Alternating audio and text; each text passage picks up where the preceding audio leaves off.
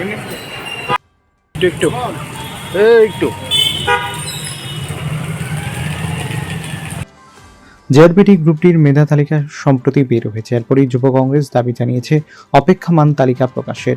কর্তৃপক্ষের তরফে কোনো সাড়া না পেয়ে ফিরে জেআরবিটি অধিকর্তার সাথে সাক্ষাৎ করল যুব কংগ্রেসের এক প্রতিনিধি দল। বুধবার সংগঠনের সভাপতি নীলকমল সাহার নেতৃত্বে প্রতিনিধিরা দেখা করেন অধিকর্তার সঙ্গে। তারা ফের দাবি জানান জেআরবিটি গ্রুপটির অপেক্ষমান তালিকা প্রকাশের, কারণ মেধা তালিকা স্থান করে নেওয়া অনেকেই হয়তো চাকরিতে যোগদান করবে না বিভিন্ন কারণে। তাই অপেক্ষমান তালিকা প্রকাশের দাবি জানিয়েছে সংগঠন।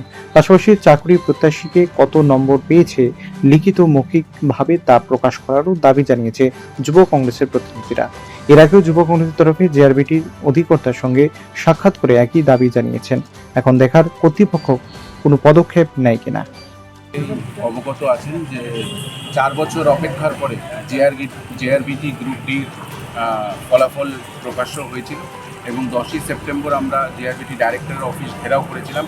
আমাদের দুটি শর্ত এবং ডিমান্ড ছিল, যার মধ্যে সবচেয়ে প্রথম ছিল যে ওয়েটিং লিস্ট যাতে তৈরি করা হয়। কারণ ওয়েটিং লিস্ট তৈরি করার জন্য আমরা এই জন্য বলছি যে অনেক ছেলেরা যারা গ্রুপ সিতেও পরীক্ষা দিয়েছে, গ্রুপ বিতেও পরীক্ষা দিয়েছে, তাদের গ্রুপ সিতে হয়ে গেছে, তারা আর এই গ্রুপটির পরীক্ষায় উত্তীর্ণ হবেন, চাকরিতে উত্তীর্ণ হবেন না। বহির্রাজ্যের থেকে অনেক ছেলেরা পরীক্ষা দিয়েছিল, তারাও অর্ধেকের থেকে বেশি উত্তীর্ণ হবেন না। তো আমাদের সূত্রের খবর নিয়ার অ্যাবাউট 900 থেকে 1000 লোক এই পরীক্ষায় এই চাকরিতে উত্তীর্ণ হবে না।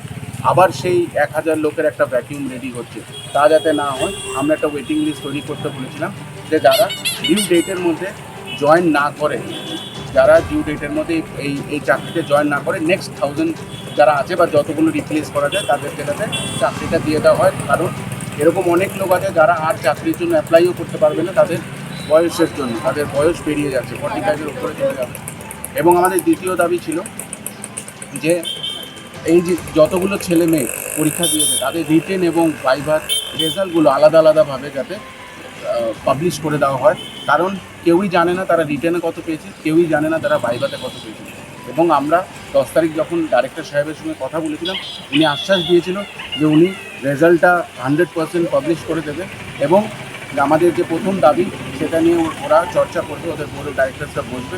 কিন্তু আমরা দেখছি তারা কুম্ভকর্ণের মতন ঘুমাচ্ছে, ওদের তরফ থেকে কোনো পদক্ষেপই নেওয়া হয়নি। তাই আমরা আজকে আবার ওনাকে একটা ডেপুটেশন দেবো, যেখানে আমরা সেই দুটো দাবি যেটা ত্রিপুরা প্রদেশ যুব কংগ্রেসের তরফ থেকে আমরা দিয়েছিলাম, তা যাতে তাড়াতাড়ি তারা কাজ শুরু করে, সেই দাবি নিয়ে আজকে আমরা ডাইরেক্টর সাহেবের কাছে যাব।